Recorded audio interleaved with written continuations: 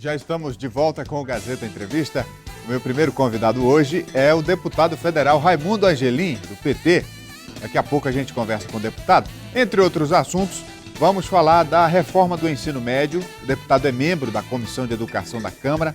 Vamos falar também da conjuntura política nacional, falar da questão dos prefeitos que estão em dificuldades. O deputado foi prefeito de Rio Branco por 2 vezes. Enfim, vai ser uma boa conversa. Já eu convido o deputado Angelim. Deixa eu antes dar um recado aqui para você. Olha, o ano de 2016 está acabando, não é? 2017 está vindo aí, é hora de fazer planos para o ano novo. Mas que tal dessa vez você fazer planos que vai conseguir realizar? Como comprar uma Honda nova? Isso mesmo, com o consórcio Honda você vai conseguir realizar o sonho de ter uma moto nova. Com ele, as parcelas cabem no seu bolso e você realiza a compra ou a troca de forma programada. Já são mais de 5 milhões de motos entregues e o melhor de tudo, você não paga juros. É o jeito mais fácil de realizar esse seu plano. Quer uma Honda Bis 110i? Essa está com parcelas mensais a partir de R$ 133,00 sem juros.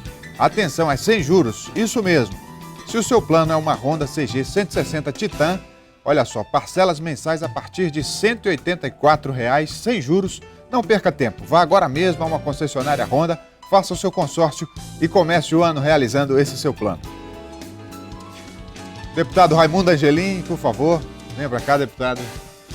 Boa noite. Tudo bem, deputado? Tudo bem, seja bem-vindo. Há tanto tempo que o senhor não vem aqui na Gazeta Entrevista. Muito tempo. Então, deputado, para começar, como é que está o seu mandato, né? Fazer um balanço agora já desse ano de 2016 que está encerrando, um ano difícil, né, para a política, até com pouco espaço para que os deputados e o Congresso possam trabalhar, porque os escândalos políticos, as questões envolvendo corrupção dificultam a vida, né? Primeiro, boa noite, satisfação retornar aqui à nossa TV Gazeta, líder em audiência. Dizer que o mandato, eu venho todo final de semana a Rio Branco, estou sempre visitando as pessoas, conversando com as pessoas, não sou muito dos holofotes, dos auês da política, né? Mas tenho estudado bastante, tenho feito um trabalho na Câmara sempre focado na fiscalização, na elaboração de leis, na fiscalização na área da educação principalmente, na área da economia solidária, na área do desenvolvimento urbano, mobilidade urbana, que são as áreas que eu estou atuando lá em Brasília. Desenvolvimento urbano, mobilidade, saneamento, habitação, porque foi a área que eu fui prefeito e tenho certa experiência. Na área de educação foi os 30 anos de Universidade Federal do Acre. E na área da economia solidária, porque é uma área que hoje é uma alternativa econômica em momentos de crise, né, que eu tenho atuado. Mas o momento do Brasil é muito delicado, como você disse, para a política. E o que me preocupa é que existe no Brasil hoje uma tendência muito forte de criminalizar a política e principalmente de negação à política. E não é à toa que nessas últimas eleições municipais no Brasil, entre os votos de abstenção, votos nulos e votos brancos, foram mais de 12 milhões de votos. Ou seja, o grande vencedor em 2016 não foram os candidatos que foram eleitos, foram os votos brancos, nulos e abstenção que fossem válidos, teria eleito muitos prefeitos desse Brasil, inclusive das 5 principais capitais do Brasil em termos de PIB. São Paulo, Rio, Belo Horizonte e Porto Alegre principalmente. Deputado, essa questão das prefeituras, o senhor foi prefeito 2 vezes aqui em Rio Branco, tem experiência. Os prefeitos hoje estão contando quase que unicamente com emendas parlamentares para poder tocar obras, né, criar programas, porque os repasses federais estão cada dia menores. Como é que o senhor vê essa questão? Eu tenho acompanhado o prefeito Marcos Alexandre nas suas audiências nos ministérios em Brasília, tanto no governo da ex-presidenta Dilma, como agora no atual governo. E as dificuldades são imensas. Por quê? Porque apesar de serem emendas impositivas, mas o governo federal não tem os recursos necessários para suprir a liberação dessas emendas. Todas estão empenhadas, mas a liberação tem sido complicado. Estive recentemente com o ministro Osmar Terra, do Desenvolvimento Social, e que trabalha com assistência social. Ontem, o prefeito Marcos Alexandre esteve de novo lá com o senador Jorge Fernando, com o ministro, e o ministro tem dificuldade de liberar os recursos para a assistência social. Estou falando de uma área essencial, de uma área prioritária que cuida dos inscritos no Bolsa Família, das pessoas excluídas, da população de rua, mas é difícil. E a situação tende a piorar. Eu tenho dito para todos os prefeitos de que ser prefeito hoje é um desafio muito grande. Para mim, especialmente, ser prefeito foi a função pública mais prazerosa, mas é a mais desafiadora. Que é a primeira a porta que o morador, contribuinte, bate em busca de socorro, em busca de suprir as suas necessidades. A cobrança é muito grande. É muito grande. O prefeito tá e hoje, junto do cidadão. todos os prefeitos têm que ter um olho na receita, de quanto arrecada, e um olho na despesa. Nunca gastar mais do que arrecada. E principalmente, eu tenho dito isso também, para os que me procuraram em Brasília de emendas, é se cercar de assessores, de secretários que tenham, pelo menos as áreas prioritárias, tenham um perfil técnico. Porque se cercar de puxa-saco ou de cabo eleitoral para ser prefeito de uma cidade é o caminho do fracasso. Não tenho dúvida disso. Pelo menos áreas estratégicas, como planejamento, finanças, a parte de saúde, educação, essas áreas têm que ser técnico. Tem que ser uma pessoa que entenda, porque com poucos recursos e o tanto que tem de se fazer, se não trabalhar com planejamento, você não chega a lugar nenhum. Prefeito, o deputado, é o costume, né, deputado?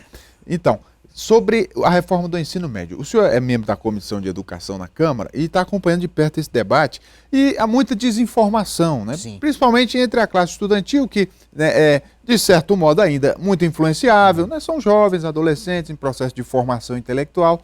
Enfim, qual é mesmo o cerne dessa questão? Ninguém duvida, ninguém é contra de que é necessária uma reforma do ensino médio no nosso país. Mas ninguém pode esquecer que 3 anos e meio o Brasil todo discutiu um Plano Nacional de Educação, né, para 10 anos, agora a partir de 2014, por até 2024, que trabalha com a pró-infância, com o ensino fundamental e com o ensino médio. Inclusive foi aprovado a Lei 13.005, agora em 2014, na Câmara Federal. Exaustivamente, foram centenas de especialistas que não são ligados a partidos, são ligados às universidades, a especialistas na educação, e esse plano está em plena execução, que tem lá também embutido aspectos importantes a serem implementados do ensino médio. Por outro lado, eu não era deputado na legislatura anterior, foi criada uma comissão especial para discutir a reforma do ensino médio. Tinha políticos de todos os partidos, do DEM, do PMDB, do PSDB, do PSB, do PT, de todos. Fizeram um trabalho muito interessante, aprovaram na comissão e está no plenário para ser votado. De repente, o ministro Mendonça Filho, sem discutir com a sociedade, com os principais interessados, que são os professores, os especialistas, os alunos, ele enviou para o Congresso uma medida provisória. E ontem, inclusive, agora, quinta-feira, eu fui autor de um requerimento de convite, né? Eu convoquei, mas ele disse, não, eu vou, transformo em convite, aí ele foi, o ministro foi lá, eu achei interessante, ele foi, atendeu, teve uma audiência começou às 10 horas, terminou às 14 horas, e eu fiz essa pergunta a ele, por que essa pressa? Por que essa não discutiu com ninguém se é uma reforma que interessa a todos? Ele não conseguiu responder, só disse que o interesse era de fazer uma reforma, só que é uma reforma que não atende àquilo que foi discutido no Brasil todo do PNE, do Plano Nacional de Educação. E primeiro que ele tira filosofia, sociologia, educação física e arte do currículo do ensino médio. Ora, em 2008 foi aprovada uma lei 11.684, que altera a Lei de Diretrizes Básicas da Educação, dizendo que filosofia e sociologia é obrigatório no currículo do ensino médio em todo o Brasil. Isso está lá na lei que foi aprovada em 2008. Mas, deputado... E o que é que ocorre? O que é que ele disse ontem para a gente? É que não, que a obrigatoriedade agora é matemática, português e inglês, que é preparar o aluno para o mercado de trabalho. Eu acho que tem que preparar para o mercado de trabalho e para a vida. Mas essa né? desobrigação de ter que dotar o ensino médio de uma formação mais filosófica, humanista, né, não também ao mesmo tempo dá a liberdade ao aluno de ir buscar aquilo que ele se identifica, aquilo que ele quer para a vida dele em termos de formação intelectual? Sim, porque aí você pode ter o matemático, como tem a matemática, o português, o inglês ou o espanhol, e tem a filosofia, tem a sociologia, que tanto você forma para o mercado de trabalho, para fazer os concursos, como é o objetivo da medida provisória, como você tem aquela formação humanista, como se diz, para a vida. Né? Porque você tem que ter uma noção de fazer uma análise crítica da realidade, você se contextualizar. E o que está obrigatoriedade agora é só de matemática, de física não, matemática, português e inglês. O conteúdo em si, a informação, o conhecimento, ele é disponível, né? As redes sociais hoje, a própria internet... Não, mas tem que ter no currículo, tem que ter professores especializados. Outra coisa que é questionável, que toda a comunidade acadêmica está questionando, é de que não tem mais obrigação de você contratar um professor formado em licenciatura. você contrata qualquer pessoa que dito aí já é perigoso, né? Por que é perigoso? Eu sou da Universidade Federal do Acre. Os nossos cursos de física, química, letras, matemática, hoje estão em crise, porque a procura é muito pouco, todo mundo quer ir para ser advogado, todo mundo quer ser médico, todo mundo quer ser engenheiro, e as licenciaturas que formam o profissional que vai para a sala de aula no ensino médio, no ensino fundamental, hoje é uma demanda muito pequena, quase não se procura. Com isso, esses cursos de licenciatura do Brasil todo vai entrar em crise, porque não vai ter mais procura. Você não precisa ser professor de português, formado em letras, não precisa ser professor de matemática, formado em licenciatura em matemática, porque pode o governo dos estados, o MEC, contratar qualquer pessoa dita do notório saber, que é uma subjetividade muito grande. Deputado, agora essa semana, um dos assuntos mais polêmicos foi essa questão da anistia ao Caixa 2, esse projeto que está lá na Câmara e que está nesse impasse, se vão votar, como vão votar. Afinal, qual a sua posição sobre esse assunto? Olha, quando você olha na Câmara, o que se elaborou em termos de o que está fora, o que está dentro, em termos do Caixa 2, é uma aberração. Querem colocar todo um penduricalho de malfeitos, de crimes, de malversação, tudo para anistia do Caixa 2. Então, querem aproveitar e fazer um balaio e colocar tudo lá. Eu me posicionei contra, porque é questão de princípio, questão minha, pessoal, mas como também as 10 medidas de combate à corrupção também tem a porção de coisas que precisam ser revistas. Por que é que não foi aprovada ainda? Porque na hora que se colocou lá as 10 medidas, que os especialistas foram, os advogados, consultora legislativa da Câmara, foram olhar, e são pessoas que não são ligadas a partido, são concursados da Câmara, consultores legislativos, tem muitas aberrações. Por exemplo, qualquer pessoa vai poder chegar e denunciar uma pessoa, vai receber pela denúncia e não vai ter nenhuma obrigatoriedade de apresentar provas. Depois tem o teste de integridade. Você vai induzir uma pessoa a se...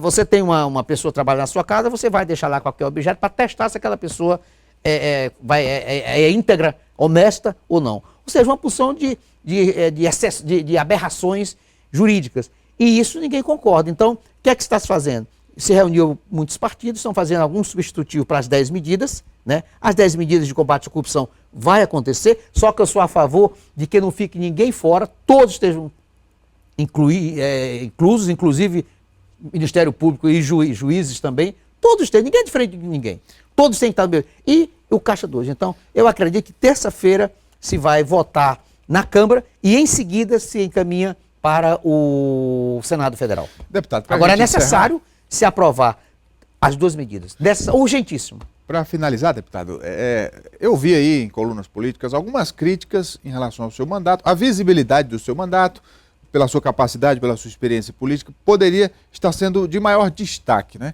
E o senhor, aqui, no seu discurso, diz que tem todas essas atividades e, de fato, o senhor tem produzido essa questão de como a população enxerga o mandato do parlamentar, né? Que isso passa naturalmente pela imprensa. Como é que o senhor vê isso? Por exemplo, se você acessar o portal da Câmara dos Deputados, pode olhar lá quantos discursos todos os deputados do Acre fizeram, quantos projetos de lei apresentaram, quais são as comissões, os projetos de lei que o deputado relatou, pode olhar. A minha produção está lá, é registrada. Agora, aí eu publico de uma semana sim, uma semana não, um artigo sobre temas importantes, né, sobre política menor, né, sobre fofoca, sobre temas importantes da atualidade no Brasil, como educação, geração de emprego, economia, desenvolvimento urbano, no jornal A Gazeta. Eu publico constantemente em toda a imprensa do Acre artigos e release da minha atuação, dos meus discursos na Câmara. Todo fim de semana eu estou aqui reunido com a comunidade. Agora, temos uma revista semestral que a gente distribui. Agora, eu não estou constantemente com um fotógrafo ou com um cinegrafista atrás de mim. Nem quando eu era prefeito eu fazia isso. É verdade.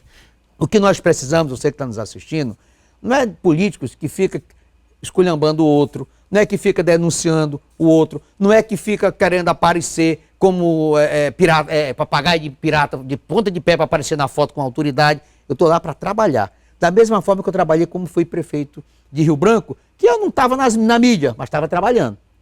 É tanto que, graças a Deus, as pessoas já reconhecem o trabalho que a gente fez. Então, tenho a minha consciência tranquila, estou sempre trabalhando pelo nosso Brasil, pelo nosso Estado, e se você acessar o portal da Câmara, tem lá, deputados, você vai coloca o nome do deputado e vê a produção, que é o que está registrado nos anais da Câmara. Muito bem, conversei aqui com o deputado federal Raimundo Angelim, do PT. Muito obrigado pela vinda. Venha mais vezes, deputado. Muito obrigado e parabéns a você, toda a equipe da TV Gazeta. Eu estava aqui relembrando do meu, em memória, meu saudoso amigo Roberto, né? Grande empresário. O grande empresário, um empreendedor, uma criança de valor. Boa noite a você que está nos assistindo e parabéns pela beleza do nosso programa aqui da Gazeta Entrevista. Muito bem, muito obrigado. E a gente faz um intervalo agora. Daqui a pouco a gente volta. Continue com a gente.